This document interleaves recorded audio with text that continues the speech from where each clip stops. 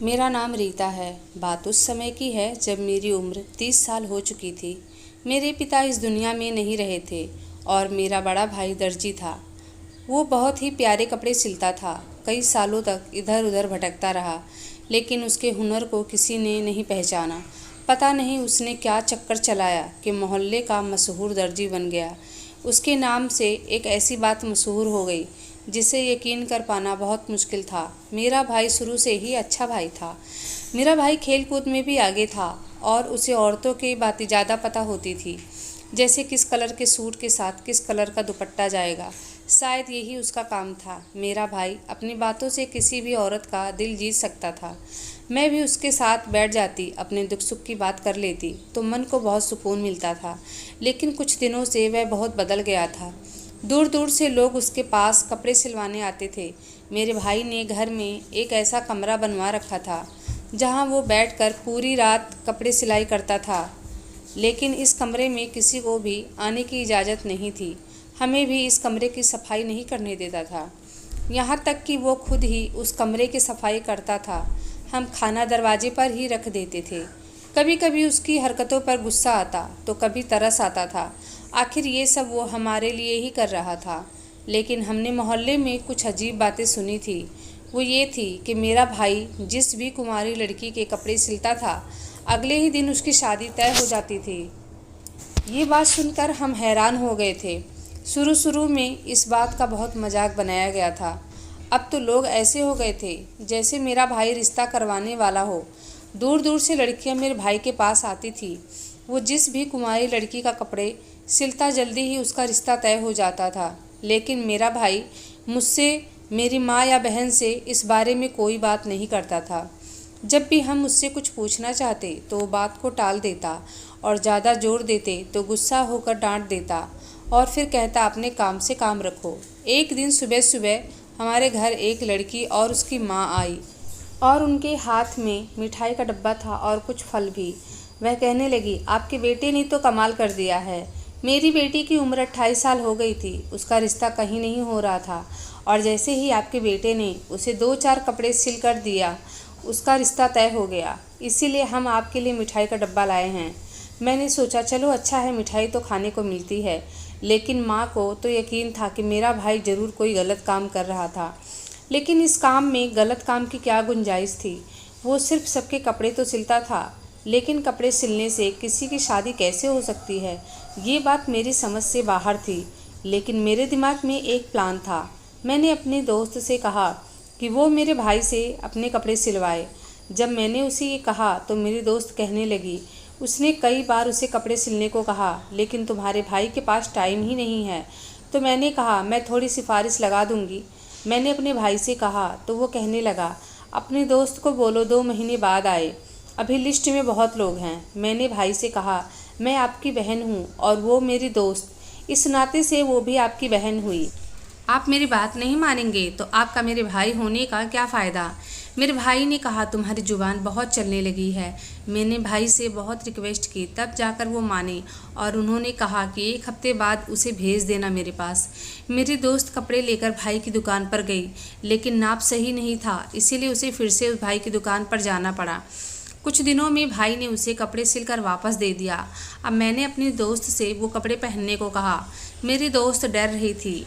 मैंने उसे कहा, इसमें डरने की क्या बात है, ऐसा कुछ नहीं होता, ये सब अफवाह फैला रहे हैं। ऐसा भी भला हो सकता है किसी के कपड़े सिलने से किसी की शादी हो जाए। मैं नहीं मानती। मेरी दोस्त ने कहा कि मैं ये कपड़े मंगलवार को पहनूंगी और उसने पूरा दिन उसे पहने रखा। रात होते होते उसने मुझे एक ऐसी बात बताई, मेरे पैरों तले ज़मीन निकल गई। उसने कहा कि मेरे लिए एक बहुत अच्छा रिश्ता आ गया, मेरे घर वालों को पसंद भी आ गया है और मुझे भी लड़का हीरो जैसा लग रहा था। वो कहने लगी, यार तुम्हारा भाई तो जादूगर निकला, कमाल हो गया। मैंने आज से ही ये सूट पहना और आज ही मेरा रिश्ता भी हो गया। वो लगातार बोलती जा रही थी। मुझे तो कुछ समझ में ही नहीं आ रहा था, आखिर ये कैसे हो सकता है। मैंने ये बात अपनी माँ को बताई तो वो अपना सिर पकड़कर बैठ गई। उनको तो पहले से ही लग रहा था कि मेरा भाई जादू करता है। मेरी माँ कहती थी, जो लोग जादू करते हैं उनका घर बर्बाद हो जाता है, इस घर में सैलाब आ जाएगा। माँ बोलती जा रही थी। लेकिन मुझे पता था ये जादू वादू कुछ नहीं होता। मैंने अपनी दोस्त से कहा, उसने तुम्हें कोई ऐसी चीज़ दी थी खाने को या कोई अनोखी बात की थी? उसने कहा, ऐसा तो कुछ नहीं हुआ। उन्होंने मुझसे वही बात की जो एक दर्जी करता है। अगर ऐसी बात थी तो मेरा भाई मेरे कपड़े क्यों नहीं सिलता? आखिर मेरी भी तो शादी की उम्र हो गई है। मैं 30 साल की हो गई थी। मुझसे बड़ी बहन की शादी 22 साल में ही करवा दी थी। फिर मुझसे क्या दुश्मनी थी, या फिर मेरी कोई परवाह नहीं थी भाई को? अगर मेरी शादी एक कपड़े सिलने पर टिकी थी तो वो अब तक हाथ पर हाथ क्यों रखे था? 2 हफ्ते बाद मैं अपने दोस्त की शादी में गई। सब आपस में बातें कर रहे थे कि रीता का भाई अब बहुत व्यस्त रहता है। किस्मत की बात होती है कि जिसका कपड़ा वो सिलता है, अब उसके पास टाइम नहीं रहता। सब मुझसे कहने लगे कि तुम अपने भाई से बात करो। अब मैं उनसे क्या कहती कि मेरा भाई मुझे ही टाइम नहीं देता तो तुम लोगों को कहाँ से देगा? मैं गुस्से से भरी पड़ी थी। मैंने वहाँ सबको कह दिया कि अगर वो मोहल्ले की लड़कियों की शादी करवा सकता है तो अपनी बहन की शादी क्यों नहीं करवा देता? पता नहीं मुझे क्या हो गया था और मैंने ये सब बोल दिया। मुझे खुद पर काबू ही नहीं रहा। मैंने सोच लिया था इस बात की तह तक जाऊंगी। अगर मैं अपने कपड़े ऐसे सिलवाने जाऊंगी तो मेरा भाई मुझे पहचान लेगा।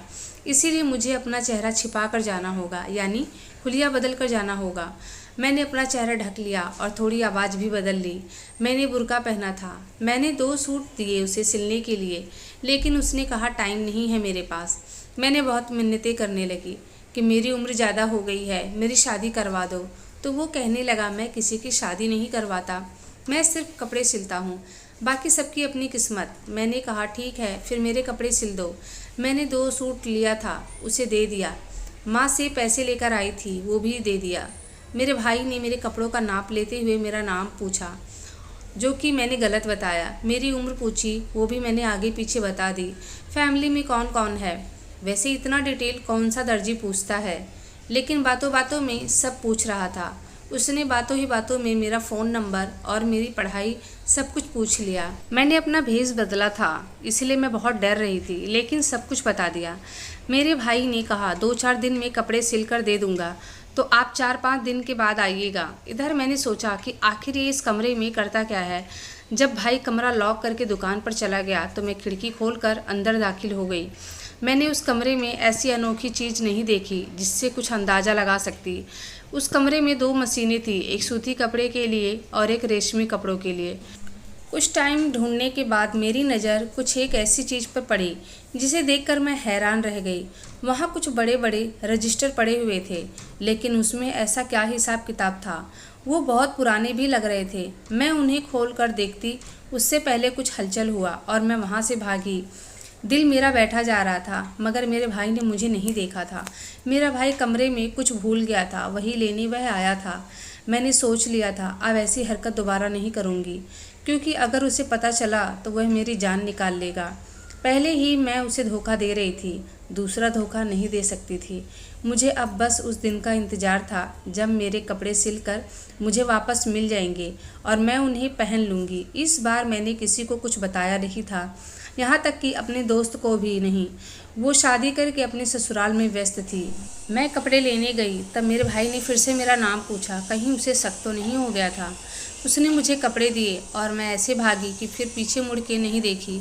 मुझे उस कपड़े को पहनने की बहुत जल्दी थी, लेकिन मैंने भी मंगलवार का इंतज़ार किया। वैसे भी वो कपड़े पहनकर भाई के सामने तो आ नहीं सकती थी। मुझे वो कपड़े पहनने हुए सुबह से शाम हो गई, लेकिन ऐसा कुछ होता हुआ नज़र नहीं आ रहा था। रात में मेरी दोस्त ने खबर दी कि कोई उसके घर आने वाला है। ना जाने मुझे भी इस बात पर यकीन होता हुआ नज़र आ रहा था, लेकिन अभी तक तो ऐसी कोई बात नहीं हुई। अगले दिन मेरी दोस्त का कॉल आया। वो कहने लगी, आज मेरे घर बड़े अजीब लोग आए थे। वो किसी प्रीति नाम की लड़की के लिए अपने लड़के का रिश्ता लेकर आए थे। वो लोग कह रहे थे हमें यहीं पर आने को बोला गया है। उनके बेटे की उम्र 32 साल थी। उनका लड़का भी उनके साथ में था। लड़का देखने में अच्छा लग रहा था। वो लोग जिद पकड़कर बैठ गए कि प्रीति को बुला दो, हमें लड़की देखनी है। हमारे घर में जब कोई प्रीति नाम की लड़की थी ही नहीं तो हम किसे बुला देते। मेरी माँ ने उन्हें समझा बुझा कर वापस भेज दिया। ये सुनकर मेरे पैरों तले ज़मीन निकल गई, क्योंकि जब मेरे भाई ने पता लिखने को कहा था तब मैंने अपना पता ना लिखकर अपने दोस्त का ही पता लिख दिया था और मैंने अपना नाम भी प्रीति बताया था। इसका मतलब तो ये सच था। प्रीति नाम की लड़की के लिए रिश्ता आया था। मैंने ये सब कुछ माँ को बताने की कोशिश कर रही थी कि तभी मेरा भाई मुझे देख लिया और इस वक्त मैंने भाई के सिले हुए ही कपड़े पहने थे। मेरे भाई ने कहा, झूठी कहीं की भेष बदल कर आई थी, मेरी दुकान पर जासूसी करने आई थी। मुझसे झूठ बोला। माँ, तुम्हारी बेटी कितनी ड्रामेबाज है। मुझे डांटना शुरू कर दिया मेरे भाई ने। मैंने भी अपना सिर झुका लिया। मैं भाई का राज खोलने वाली थी, उससे पहले उन्होंने मेरा ही राज खोल दिया। माँ रोने लगी। वो कहने लगी, पता नहीं मेरे बच्चों को क्या हो गया है। तुम्हारे पापा और मैं ऐसे बिल्कुल नहीं थे। तुम लोग पता नहीं ऐसे कैसे हो गए। ये तो मोहल्ले में मशहूर है ही कि अब तुम भी ये काम करने लगी। मैंने मम्मी को सारी बातें खोल कर रख दी। मेरे भाई ने अपना सिर पकड़ लिया और कहने लगा, मैं तुम्हें सब कुछ बताता हूँ, नहीं तो तुम मेरा बना बनाया काम बिगाड़ दोगी। तुमने अपने दोस्त को भी मेरे पीछे इसी मकसद से भेजा था और खुद भी आई थी। मैं कोई जादू नहीं करता और ना ही गलत काम करता हूँ। मैं एक अच्छा दर्जी था। मुझे एक दर्जी ने अपनी दुकान पर 5 साल तक रखा। मुझसे ज़्यादा काम भी करवाता था और पैसे भी कम देता था।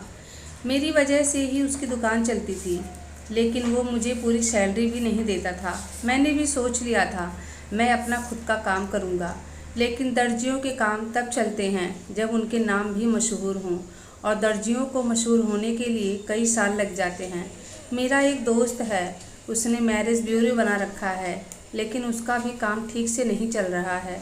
लेकिन उसके पास बहुत अच्छे अच्छे रिश्ते थे। मेरे पास जब भी कोई कुंवारी लड़की आती तो मैं उसका नाम, जात, खानदान, उम्र सब कुछ पूछ लेता था। लड़का कैसा पसंद है, कहाँ शादी करना चाहती है। बातों बातों में उनसे सब कुछ उगलवा लेता था। औरतें मासूम होती हैं, वो कभी ये नहीं कहती थी कि ये सब कुछ क्यों पूछ रहे हो। मैं अक्सर मासूम लड़कियों को ही टारगेट किया करता था। जैसे ही मेरे भाई ने ये शब्द कहा, मेरी माँ ने भाई को एक ज़ोरदार थप्पड़ मारा। भाई ने कुछ नहीं कहा और माँ को देखते हुए अपनी बात जारी रखी। अगर मुझे लगता था कि कोई औरत समझदार है तो मैं उनसे कह देता कि मेरे पास समय नहीं है। मैं उनका नाप लेते समय उनके बारे में सब कुछ पता कर लेता था और अपने दोस्त को सब कुछ बता देता था, और मेरा दोस्त उनके घर उन लड़के वालों को भेज देता था। इससे उन्हें बैठे बिठाए वो मिल जाता जो उन्हें चाहिए होता था, और इसी तरह मैं मशहूर हो गया।